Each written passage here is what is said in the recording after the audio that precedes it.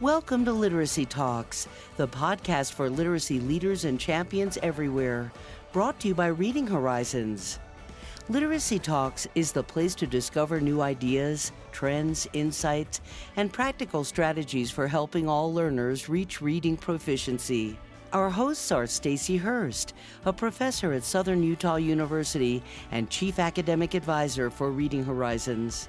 Donnell Pons, a recognized expert and advocate in literacy, dyslexia, and special education. And Lindsay Kemeny, an elementary classroom teacher, author, and speaker. Now, let's talk literacy. Welcome to this episode of Literacy Talks. My name is Stacy Hurst, and I'm joined by Donnell Pons, Lindsay Kemeny, and we have a special guest today, Jake Downs. And the topic is the fact that Jake and I got to attend the SSSR conference in Calgary. I'm going to say the name, the Society for the Scientific Study of Reading conference. And we thought we'd do a recap, and so happy, Jake, that you can join us for this recap. Glad to be here. Thanks for the invitation. Yeah. And we'll mention this another time too, but Jake also has a podcast. And is it called Teaching with Jake? What's it called? Teaching Literacy Podcast. I knew it had teaching in it. Yeah, it's really great. So we recommend that you listen to that too. And Lindsay and Donnell were not able to come to this conference, but Donnell, you've been to the SSSR conference before. Yes, I've been to, it was in Newport, and I even did a recap on the podcast. It was a lot of fun to talk about. So this will be a lot of fun for me to hear about the experience you guys had. Yeah. And Jake, Lindsay, what were you going to say? I'm excited to hear about it. You know, we're like living vicariously through you guys. Stacy, I have to say I was a little disappointed that you didn't have the live Google Doc and that you were typing notes while we could watch, which is what happened if you guys listened to our episode about the Reading League Summit. Donnell was there and she was like live posting for us in just a private document. It was so fun. So anyway, I'm excited to hear, your takeaways, both of you. Yeah, it was fun. I remember accessing that during class even because I wanted to hear. And I did fail miserably. But in my defense, and Jake, I don't know if you know this about Donnell, but her first career, she was actually a news reporter. I do not have that muscle. So I was just soaking it all in and loving what I was hearing. I really wasn't reporting anything out.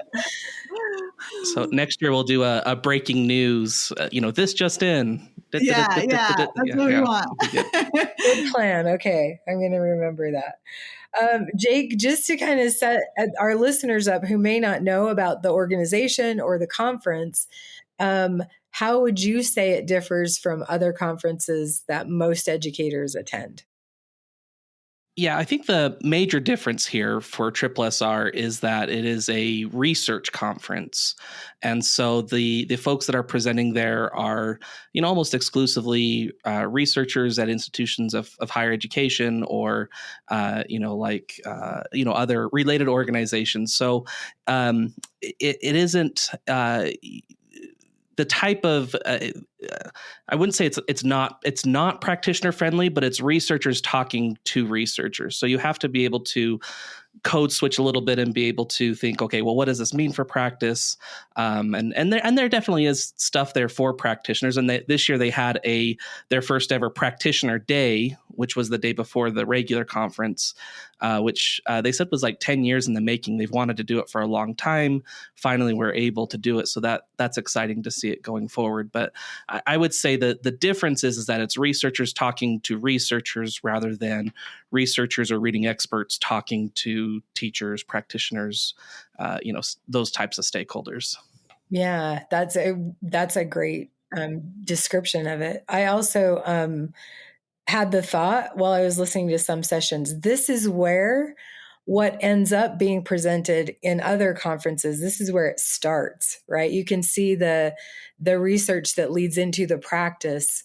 And so I bet we could have a window into the future. We could probably name a few sessions that we would be attending at other conferences based on the research that was shared here. So yeah, it was really great. And Jake, you and I have both been practitioners. you taught elementary school as well, right? And Jake is also teaching at the university level. So I felt like that practitioner day was very impactful for the educators that were there. And I was really tapping into my practitioner lens there. I thought it was really good. Any takeaways that you think were very applicable for classroom teachers from that day? From the practitioner day, I really enjoyed Dr. Matt Burns's presentation. It was on assessment, but it was on thinking about aligning assessment with instruction. And he basically made the point, and I hope, and this is a caveat throughout the whole podcast, I hope that I'm not putting words in any of the people we talk about, I'm putting words in their mouth. But my takeaway from it was that he basically said something along the lines of, without assessment, everything else is less important, that it's assessment is what really decides what makes it into primetime instruction, what is second priority, and what is we'll get to that if we can.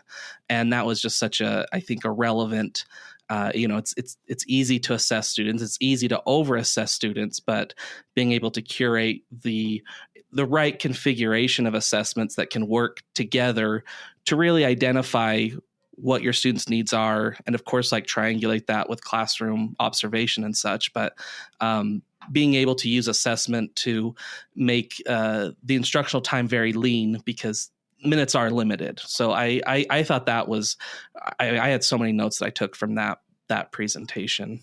Yeah. And something that he said that stood out to me, I've heard him say this in other places too, that if you are perplexed about a student and the way they are not progressing, then you actually just haven't found the right assessment. Because with the right assessment, you will be able to target what the student needs and see that progress forward. He also mentioned, and I thought this was a great piece of practical advice that he just kind of said as an aside, but I noticed he just published a paper about curricular programs that people use. And he mentioned it in there too. But he said you need at least 12 data points when you're progress monitoring to really make any really informed decisions.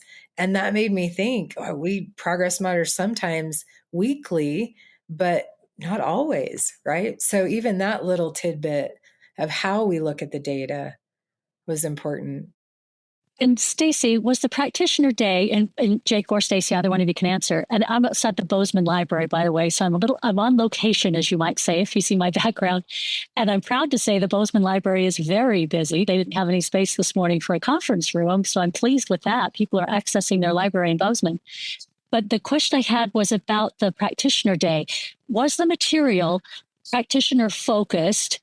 And did they also speak about the challenges practitioners have in implementation, or was it just that the material was more focused on practitioners, or were they also trying to address how difficult it is to implement some of these things? Yeah, I mean, I think it definitely was focused on practitioners and application for classroom setting. I would say that it varied by speaker talking about implementation, but overall, my takeaway was that there was an emphasis on, and this is what it means for implementation, rather than just here's theoretical constructs, right? Like this is what you can do about it. But I think it did vary a little bit by speaker. Yeah. I think it's very fitting that they had Dr. Burns speaking on that practitioner focused day, because that's just something I love about him. Is I feel like he really helps us, like, with the research. He's like, I admire him because I think he's pretty passionate and very helpful with helping teachers, talking to teachers, and trying to help us access this information. But Stacy, that's really interesting what you said about needing 12 data points in your progress monitoring. And you think about, gosh, if I was progress monitoring every other week, then that's like 24 weeks before you really see that clear pattern.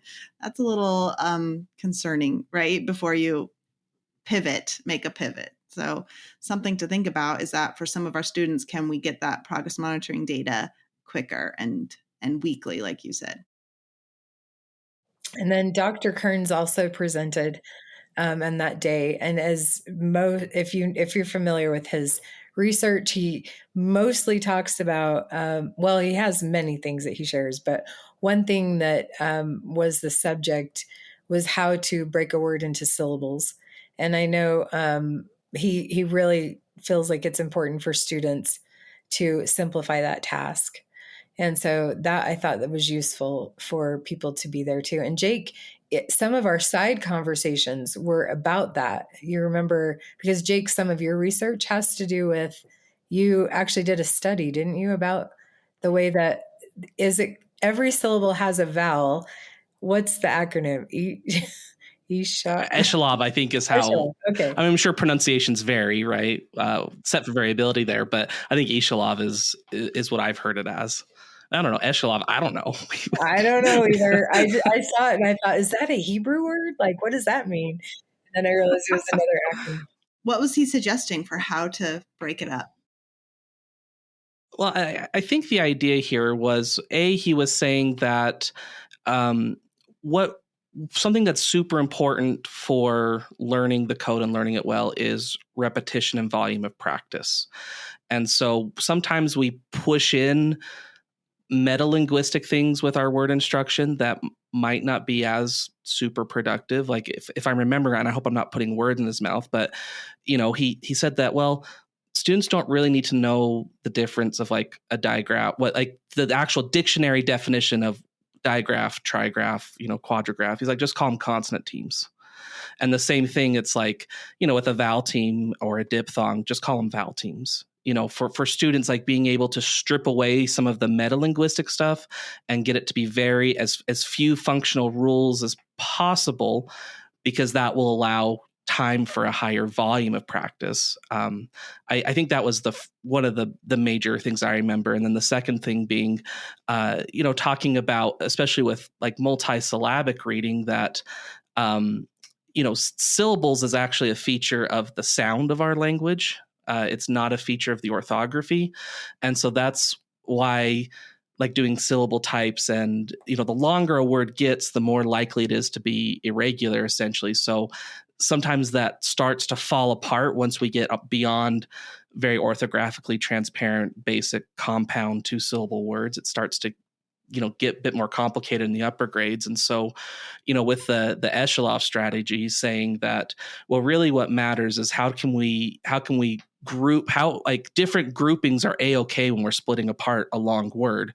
We just want to group it around the syllables in a way that makes sense. And he had some really great examples, but I don't have any off the top of my head. This is poor preparation on my part, but like with some words, well, it doesn't matter if the L sound is coming at the end of the first syllable or at the beginning of the second syllable. Like, we shouldn't be too super nitpicky about where the syllables are divided, because that's actually in service of being able to actually read the long word accurately, which is where we want to get to. And then being able to coach students on changing vowel sounds. So if the short vowel sound doesn't work, try a long vowel sound. If the long vowel sound doesn't work, try, a schwa sound, and teaching them to be flexible with reading multisyllabic words to help them get to the accuracy part to map it.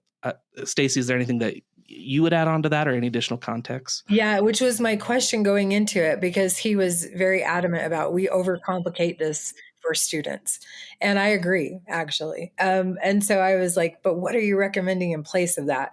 Kind of like Lindsay's question was alluding to. So you did talk about that, and the peeling off strategy, where we look at morphemes like prefixes and suffixes, and going that route too. I thought it was very interesting. And I think there was a lot of buzz about that as he was talking about it from the teachers in the room. So it was great. And that was day one. That was the practitioner day.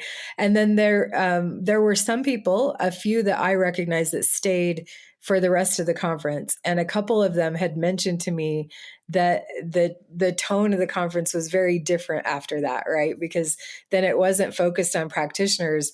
It was more about research. And some of them felt very overwhelmed to be there for the research parts. So I think the practitioner day definitely was successful for the intention of it. And I was really happy that I was able to be there. So yeah, for the first one ever, there we are. And then day 2, we started with the research studies. And to be honest, out of the gate, the very first session I attended, I was just so happy to be there. It was great research. They were talking about, Jake, were we in the same session that first? I don't think so. I skipped the first session because I had slides that I was finishing up. Oh, yeah, that's right. Don't tell anyone. No, I already gave Jake a hard time about that. And I did attend his presentation, which was fantastic. So I hope we can talk about that too. Actually, do you mind, Jake, just talking about what you presented on? Yeah, I can just briefly, I presented on data that we're kind of framing it as like this was just a natural experiment where there was a school district that had adopted a particular reading curriculum during the Reading First era, 20 plus years ago, and they've really used and refined that decoding curriculum, over the course of those years. And then during this current like science of reading era and legislation that they were like heavily encouraged to update their curriculum and to use a new curriculum. So it was just comparing, in the first half year of implementation, how did one group of students in the district do with the new curriculum versus, how students did in the regular curriculum that they've used. So kind of comparing. And these are both fairly large curriculum from each of those eras. So, like I framed it as comparing a curriculum from a Reading First era versus a Science of Reading era. And it wasn't the Reading Horizons curriculum. So sorry to but it was anyway. So, but that's what I was presenting on. And, there were a lot of outcomes that were similar, but on the decoding measure we had, so we used the core phonics survey, that the newer curriculum outperformed, and the more complex skills in that phonics inventory, the students in the new curriculum did better on. So more to come there. I'm working on like doing like a really formal analysis and writing it up, et cetera. But that's the brief of it. But I it was kind of meant to be a snapshot of this is one school district's experience, but with science of reading legislation and the era that we're in, similar things are happening, in how many school districts across the country. So it was kind of framed as like a current, slice of reality. And here's some data to talk about trade-offs of implementation. I really loved it because it's rare that you do hear the focus on the curriculum, right? Usually it's on teaching practices or aspects of it, but I really liked the comparison. And your time was well spent on the slides. You did knock those out of the park. Also, something to note about these presentations, they can be very research heavy. And I wouldn't go right to entertaining. Although I view research as a story, every study is a story that I get really invested in. But I will tell you, Jake had everybody laughing. They were all engaged. It was just a really engaging presentation too. And some really great questions at the end as well.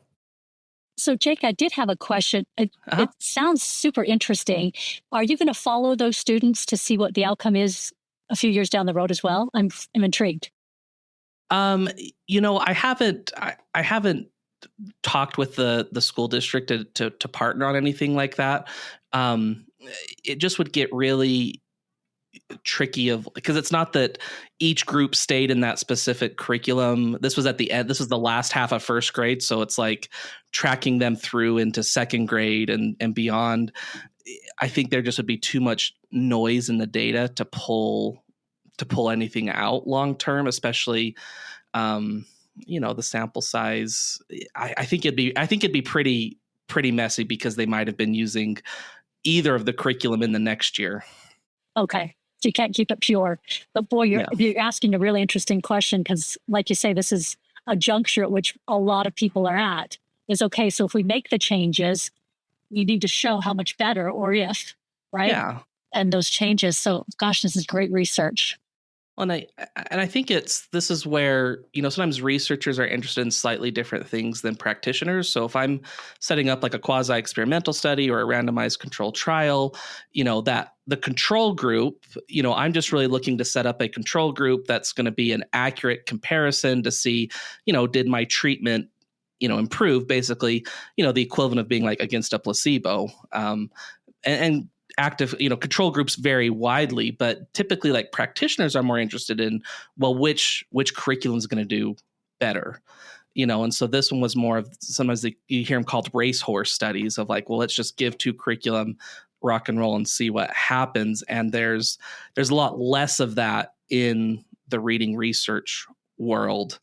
But I think there's room for more. And I even there were a couple of the researchers that people I respect that I think are important in the field that came up to me after and told me, hey, we need more racehorse studies like this that are published in peer review journals, to help researchers kind of keep their finger on the pulse, but also to help, practitioners, people that are selecting curriculum, to have an evidence base to make decisions off of.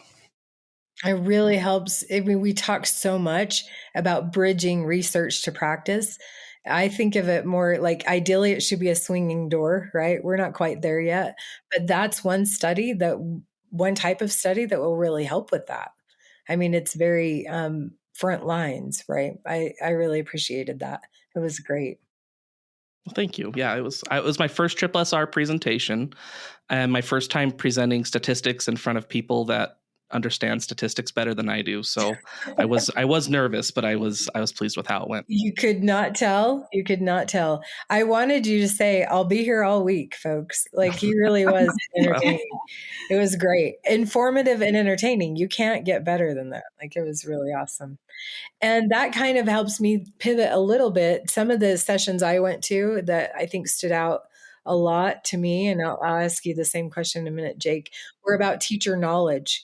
And that very first session talked about what is the difference, that teachers' knowledge makes for their students. And I thought there were some really interesting outcomes that were reported. One that was of particular interest to me, and nobody will be surprised by this, was, and I think this was at Texas University, they also give tests that's about the foundations of reading.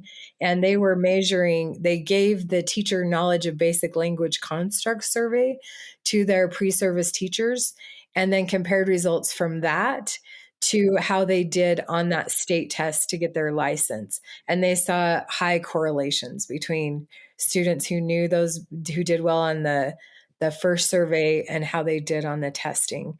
And that is interesting to me because my master's thesis was on the teacher knowledge survey. And I continue to give it to my students every semester.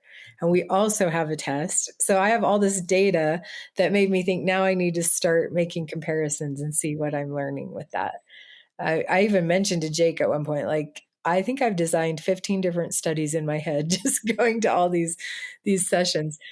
But another interesting thing from that particular session, and I think this will resonate, especially Donnell, with you, but they did, and this I think was Middle Tennessee State. They cited some research about teacher knowledge and who was working with the most striving readers. And they learned that they surveyed teachers, classroom teachers, reading specialists, and special education teachers. And significantly, the people that had the least amount of knowledge were the special education teachers. And frequently, those are the very personnel that are working with the students who have the greatest need. So their research concluded that we really need to ensure that pre-service teachers, especially who are getting a degree in special education, are equipped with the same information that a classroom teacher or reading specialist would even have. That was, I can't say that was surprising to me, but it was impactful. Yeah, and I think that's where, you mentioned the swinging door analogy, and I really like that analogy. I'm going to keep it. But that I do see the field being responsive to things that are happening in the practitioner world as well. And I think that's one. There's been a lot of talk the last few years around teacher knowledge, and it's important. There's been a lot of professional development initiatives to promote teacher knowledge. And so, there is a decent set of researchers that are going out and, what is the value of research? How does or what is the value of knowledge? How does knowledge lead to practice, lead to student outcomes, and trying to untangle all that, because it is really complex. Coaching would be like another similar area. I haven't seen a ton of like coaching research in the last few years, and maybe that's just the silos that I'm in. But I haven't, at least reading specific coaching, there hasn't been a ton. But I felt like there was quite a bit, at SSSR, and so. And I hope these are presentations that turn into publications that can get pushed out there, because there was a lot of really interesting stuff on thinking about the role of coaches and how coaches can support instruction. Yeah, I noticed that too. And they all stated what I know to be true is that just because you have a coach at one school in the same district, their job actually may be very different than somebody else. So there was a call to kind of institutionalize that coaching in a way, make it more consistent, I think. Yeah. And even in the research, I think this was a comment in the one session that we were sitting next to each other in, but, when you look at the systematic reviews, or, where they've kind of looked at studies of coaching, like across studies, and kind of summarized them, that there's a lot of the results vary a lot across coaching studies.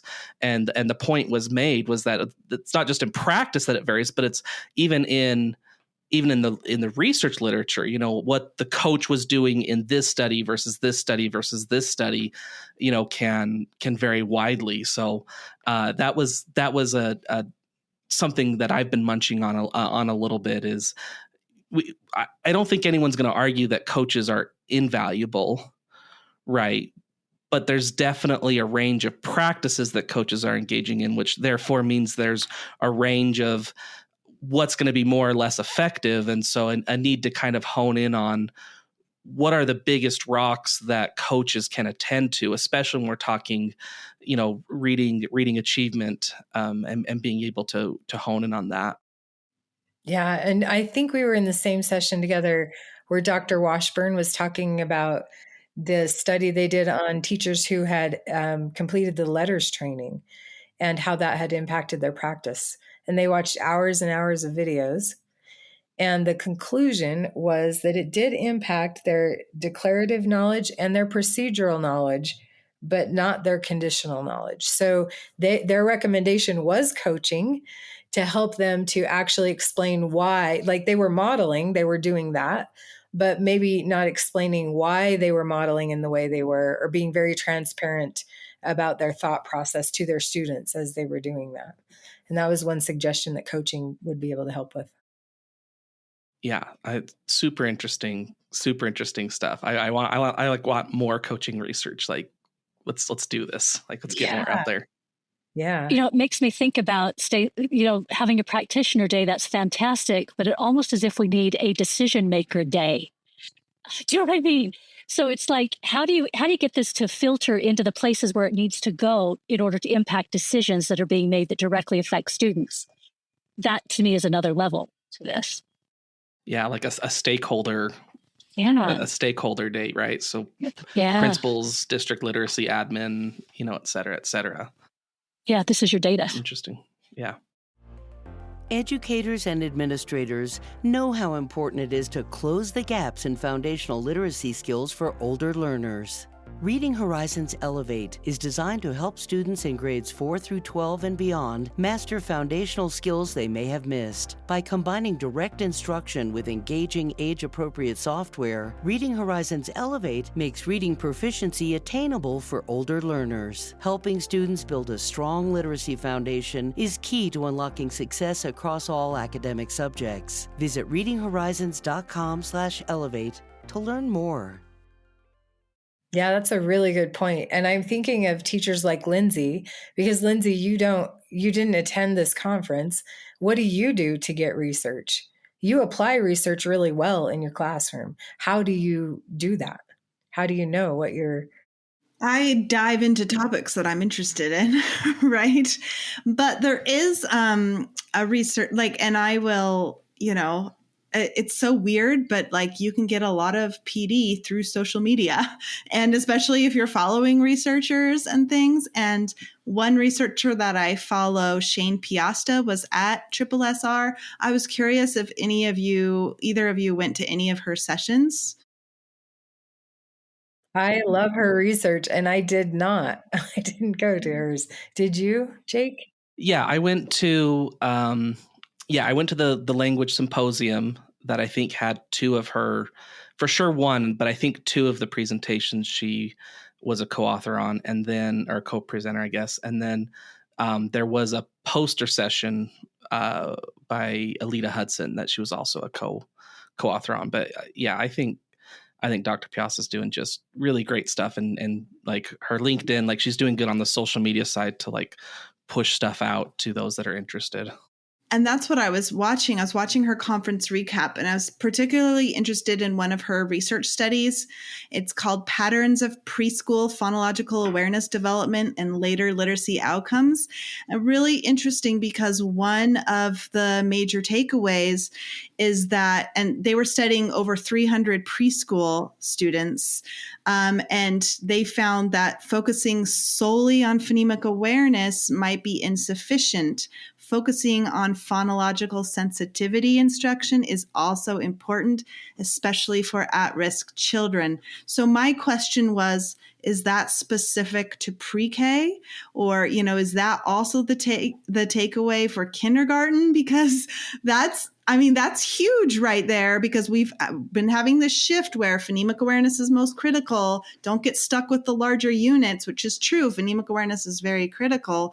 But do we need to be training some of that phonological sensitivity in kindergarten as well? And she told me, well, she's presenting at the Reading League conference just like in October on this. And so I'm really excited to go and listen to hear what she has to say. But Jake, do you have any thoughts on that? Yeah, so that was Alita Hudson's poster, which I'm just throwing this out to the universe. I think the practitioner conferences should do poster sessions. So it's a big room, researchers have posters, and you can go up, and it's just a lot more interactive than like a sit and get. Anyway, I'm just throwing that out there into the universe. Idea.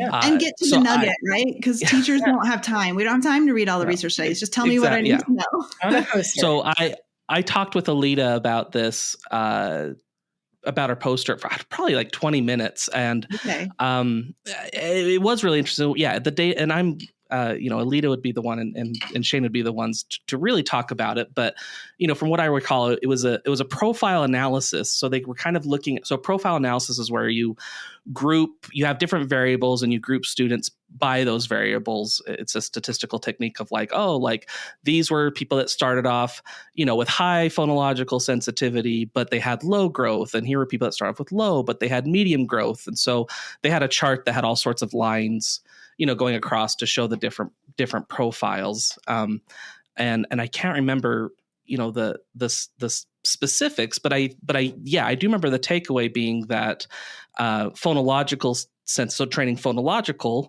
awareness alongside phonemic awareness, that those students that had both of those produced the most, or grew the most, or had the best reading outcomes. I think it was at the end of first grade. But see, you're really astute, Lindsay, to ask like, well, is that a feature of the pre-K population, or does that transfer to kindergarten and first? I don't feel qualified. I mean, that's not my line of research. So I'll give a couple hypotheses, and we could maybe have some capital E experts chime in their thoughts. But okay, option A is it could be, tacking both on is going to be beneficial because it's a way of getting additional volume. That, yes, we know that phonemic awareness is really important, especially blending and segmenting, but even phonological work is going to be exercising those muscles. And so maybe we don't need to think of it as this linear path, but we need to think of it as a bit more like hierarchical, that we can be doing all of those things with an emphasis on blending and segmentation, and that's going to have good results because it's exercising that flexibility part that's really important for future reading. B, there could be ceiling effects, right? That phonological awareness, phonemic awareness, it is a constrained skill. There is a ceiling where more phonemic awareness is not necessarily going to have the same downstream benefits. So it could be that with preschoolers, they're particularly primed to need phonological awareness work because that's going to lead into more productive phonemic awareness work. So it could be a feature of preschoolers that, because they are starting out at, the ground floor, they are starting out from the beginning, that it would make sense that those students would be particularly primed to benefit from, receiving both, that we're going to start with the basics of where they're at, but we're also going to sprinkle in some where they're headed at the edge of their current proximal development. Those would be my two theories. And this was the study. It wasn't like a controlled trial. It was sort of there wasn't a here's treatment A, here's treatment B, let's see what happens. It was sort of taking existing data and then triangling that with instructional practices that teachers reported were happening, or maybe they were observed. I can't remember. But so that's kind of like something to remember as well. But whether it's route A that I talked about, route B that I talked about, or some other route, I don't know. I don't feel expert enough to like make a supposition, but those would be my guesses. Yeah, great thoughts. It's super interesting. And I'm just like even more like looking forward to attending her session at the Reading League this October to hear more. Yeah. And, I will say I heard more research studies on in preschool than I feel like I have for a while.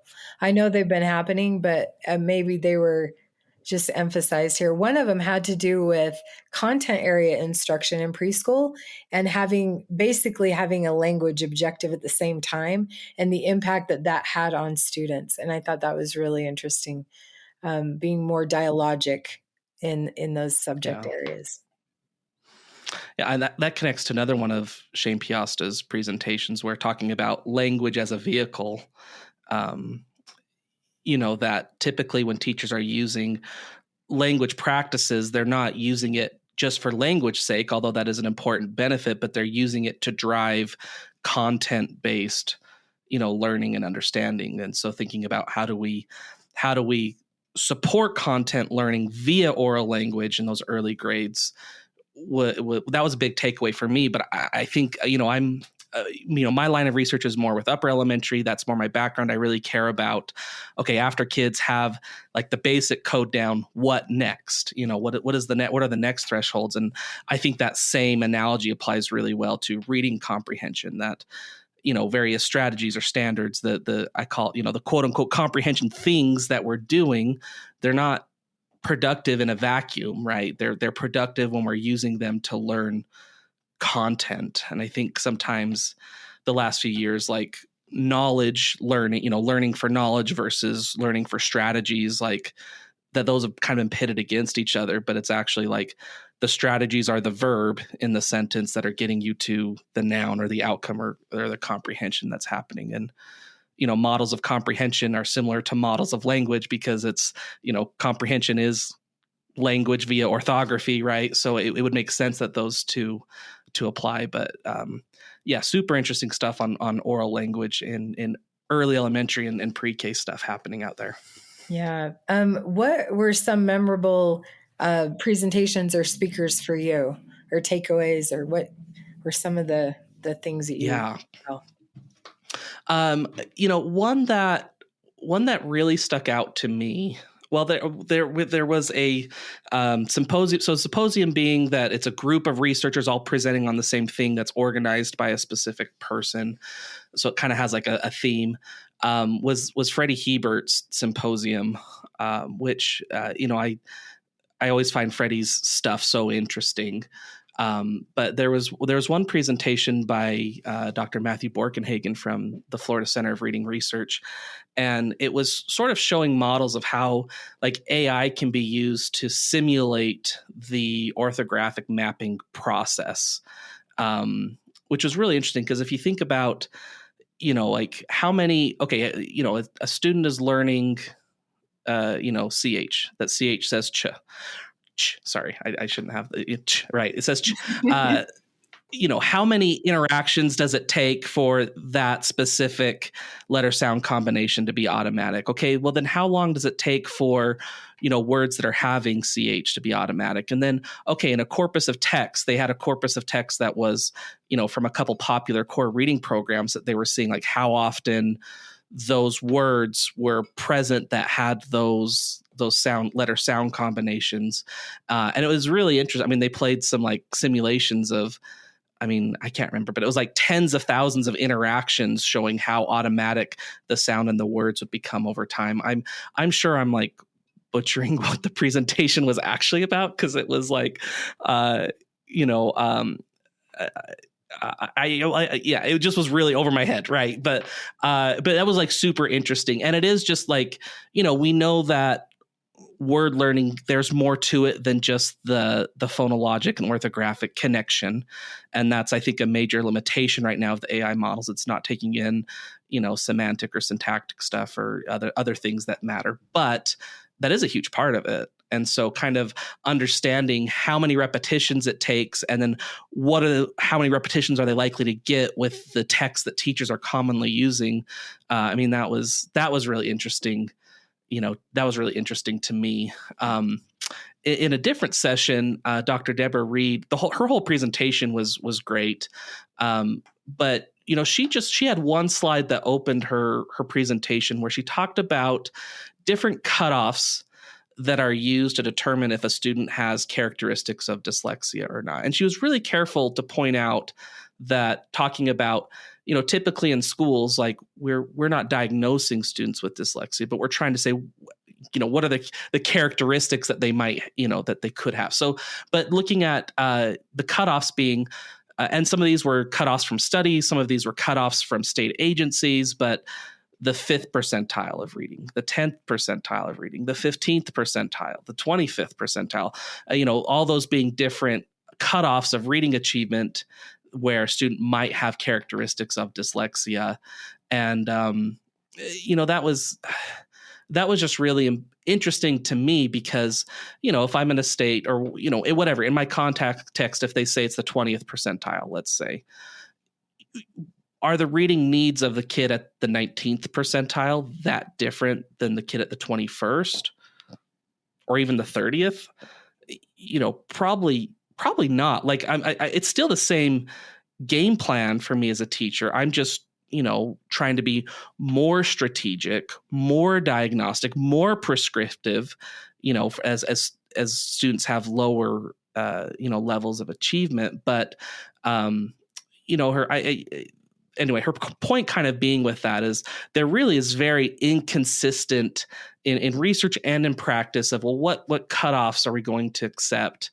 And that's, I think, an area where, we could do better at as a field of researchers and a field of practitioners, but at the end of the day, it's not that the 15th versus the 25th, and maybe I'm wrong here, but it's not that there need completely different stuff. It's just that the need to be more intentional with screening, more intentional with diagnostic, more strategic with instruction, more responsive to data is where that primary difference is going to be. But the orthographic mapping process, being able to go from non-reader to reader to automatic reader, that cognitively, like there's just not a lot of variation in how that sequence of things. It just matters in our instruction of how well we can accelerate students along that. So that was a really diluted conversation for a single slide, but that was something I've thought about a lot as well. Stacey, what were your most important? Like, what were your sessions that you had most interesting takeaways from? So many. One that was an unexpected takeaway. It was another symposium, and I actually don't remember what the subject was. But one research study that I remember looking at the studies that were listed in this symposium and thinking, I'm not as interested in this study. It was very interesting to me. And it was a Chinese researcher, and they've actually created robots to be in classrooms that used AI to help students during literacy and all kinds of learning, right? And so I was right away like, oh, they showed pictures of the robots, and I thought, oh my gosh, first graders would love this, you know. But the findings were surprising to me and somewhat comforting, to be honest, because I think the question was, are these robots ready to replace teachers? And resoundingly, the answer was no, because those robots were kind of powered by AI. And AI, as we know, currently still makes mistakes that the first graders noticed. And so they were less likely to trust those robots in their classrooms. And so they saw them more as a teaching assistant or a friend that was learning along with them, but definitely not somebody that had the knowledge to help them out. So I thought that was an interesting finding. That is happening. That was in China, like I said. And so I'm interested to see where that goes. I don't know. I thought that was in the session that I presented, and it was kind of like, oh boy, it's a brave new world out there. Yeah. I mean, I think like let's use AI to grade and give feedback, and then let's use like teachers to teach. And that's kind of that's where I'm at with things. But I don't know. I mean, we'll see where things are at in a year or 2 years before. Yeah, I just things can change so rapidly. But that was kind of a, oh boy, what's on the horizon? No, I was like, oh wow. And then the other thing, as you were talking about that session of Dr. Hubert's, I was so comforted because it was probably the furthest away from swinging door practitioners, because it was if you think it was over Jake's head, it was double over mine. But somebody there asked a very sophisticated question that I maybe understood 30% of the question. And Jake turned to me and said, that's exactly what I was going to ask. Of course he was kidding, but it made me feel like, okay, I'm not the only one that's like feeling like this is, but I think there's a there, right? That eventually it'll get to the point where we're talking about applying these things.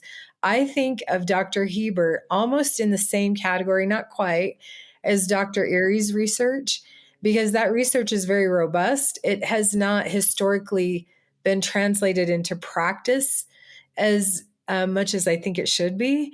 And I think Dr. Hebert's is closer to that. I mean, definitely, but there's so much more that goes into what she studies that I think those of us who are practitioners, we still don't have the tip of the iceberg on that. And I know you work closely with her, so you probably have a greater understanding than most. Yeah, I've been lucky enough to have a fellowship with Freddie Hebert from the Reading Hall of Fame as an emerging scholar thing. But I mean, I think a lot of I gravitated towards Freddie's stuff when I was a practitioner. I know a lot of practitioners that do, and I think her main contention is, I mean, her website's called Text Project, right? So her main contention being that, well, reading is always a function of the text. Like if we are reading, by definition, there is a text that's being read. And so, her work is saying, well, what do we know about texts that are being read? What do we know about the text we're putting in front of students? And she has a very strong vocabulary thread in there of, well, what do we know about the vocabulary that's being used and its orthographic properties and how easy or hard it is to decode? And, but what about, using text for productive purposes? So, she's kind of like she's the other side of the coin, right? Like we're always talking about instructional practices and what's happening in the brain, and all those are important things. And then Freddie's saying, yeah, but let's also remember that there's an interaction with the text that's happening that we also can't ignore, because that helps us understand how to be responsive with instruction and how to understand how the processes are happening in the brain. Yeah, I'm looking forward to more people really understanding that and how that will improve their practice, honestly. And speaking of that, Kate Widjikamar also presented her research talking about comprehension. And she's also, in my opinion, always very refreshing to hear because she's very blunt. A lot of things, no guessing what she's saying. But I've also been really impressed with her outcomes of her studies on text, right? Her main idea there is to teach students the structure of text to get to all the things you need to do to understand and learn from it. Did you attend any of her sessions? Or I'm sure you're Yeah, so good. That's so good. I really think the field owes a debt to Kay Widjikamar and her colleagues of like what they've been able to do, and what they've been able to do has been it has pushed like the reading research field forward. I mean, she's just been involved on just some really good meta-analyses, some really good papers that are just trying to untangle everything we know about comprehension and kind of like make it fit, but in the practitioner world, what she's doing as well is really impressive. So, that Texas A&M machine that she has going is a great thing, but yeah, she will call it like it is. One of the studies, that she presented on, they talked about the importance of, and a lot of the practitioner stuff they've done, they've just trained the teachers. And this one they broadened out and they included coaches and principals. And they were actually like teaching the coaches and principals how to write summaries and things like that. And, they were talking about the Peter principle of if you don't have it, you can't give it. And so if the coach doesn't have the skill to write a summary, it's going to be really hard for them to give that to the teacher, for the teacher to then give it to the students. And I hope I'm remembering that correctly because it's been a couple weeks, but really interesting stuff there. Yeah, I was in that session too. I do remember that. So back to your noticing about coaching, right? And how important that can be. Yeah, that's really cool. Anything else that stood out to you or that you feel like will really impact your work going forward? As far as like stuff I'm interested in, I've kind of been munching on word difficulty lately, and Laura Tortorelli and Lori Bruner had a session in Freddie's symposium that was talking about that. But, thinking about like what text factors make a word easier or harder to read. Like we know that, okay, like orthographic regularity is going to be part of it, but there's also, length, there's morphological structure, but there's other things we don't think about as much. So like how concrete or how abstract the word is. Like abstract words tend to have a lower likelihood of being read, accurately. And the one that's kind of cropped up in a couple studies that Laura Tortorelli's done now is actually age of acquisition. So words that are acquired later have a greater likelihood of being read incorrectly. And some of that's like, okay, well, if words are, there's a length co-varying there as well, right? But even when they controlled for length, like on this study they present, I believe age of acquisition was still like controlling for length, and some of those variables I just mentioned and others, but age of acquisition, was there. And kind of thinking about that as, there is, anyway, there's a lot of factors that contribute to how easy or hard a word is to read accurately. The age of acquisition, that might be a repetition effect, right? That if a word has a higher age of acquisition, then it's less likely to be encountered in text. So therefore it's less likely to be, orthographically mapped. Well, what does that mean for, the books we give students, for instruction, right? Does it mean that we give kids books with higher age of acquisition, with lower age of acquisition, and the difference here is on the fringes, right? We're thinking about like a Moneyball approach of like, well, if we can make text 2% more efficient, for orthographic mapping, like what kind of output does, how does that change things longitudinally? So these types of things are starting to play at the margins, but I think we have enough of the big rocks in place. The margins are what's really important. So that was something I was really interested in, especially like, thinking about multisyllabic reading long words, how to do that with connected, challenging text. So I had a ton of takeaways, but that's something I've really been munching on since the conference. Yeah, and how to scaffold for those things. Just in conclusion, too, I will say it was so good to be exposed to those researchers who are doing the research that I consume. But we had, it was her misfortune, but our good luck that we were on the same flight home as Young Suk Kim. She had, Yeah. yeah, that's a whole other story. But we were able to talk to her about her model, her dire model of reading and how that's evolved over the years. Yeah, dear, how they say it. How it's evolved over the years. And having her, she was in many of the sessions that I attended, and the questions she asked were so Yeah. astute. I thought, oh man, I want to have that ease with research that she does. So it was really, it's a small enough conference, back to how it differs from other conferences we might go to, that you get to see these researchers and hear from them face to face. Also, there was absolutely no merch, nothing Yeah. being sold. Yeah, there's no vendor hall, there's no merch. Yeah, yeah. I didn't even get a pen from it. Right. I actually took one from the hotel, but Okay. that wasn't the That's conference. different. Yeah. Oh, yeah. Hotel Do you pens know are- where it will be next year? Where will it be held? Netherlands. Oh, neat.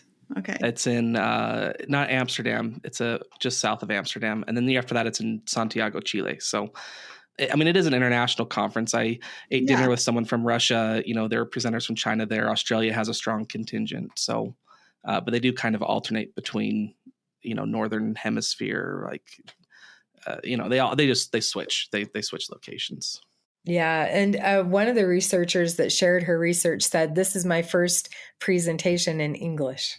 So yeah, you get to have a lot of exposure to what is happening research-wise in other countries. It's really great. Well, thank you so much, Jake, for this conversation. Jake and I were on the same flight to the conference too. And probably right after I said, hey, Jake, the next question out of my mouth was, do you want to join us for the recap? And I'm so glad you did. Thank you so much. Thanks for the invite. This was a great time chatting, and it was great to hang out with you a bit in Canada as well. Yeah, likewise. And all of you who are listening to our podcast, also listen to Jake's. It's a little bit different than ours, but you will learn a lot from listening. So it's really good. Recommend it. Well, Donnell, Lindsay, any other final questions or? No, thanks you guys. Thanks for joining us. It's been great. Yeah, thank you. Thanks for the conversation. Thanks again, Jake. And thank you to our listeners. And hopefully you'll join us for the next episode of Literacy Talks. Thanks for joining us today.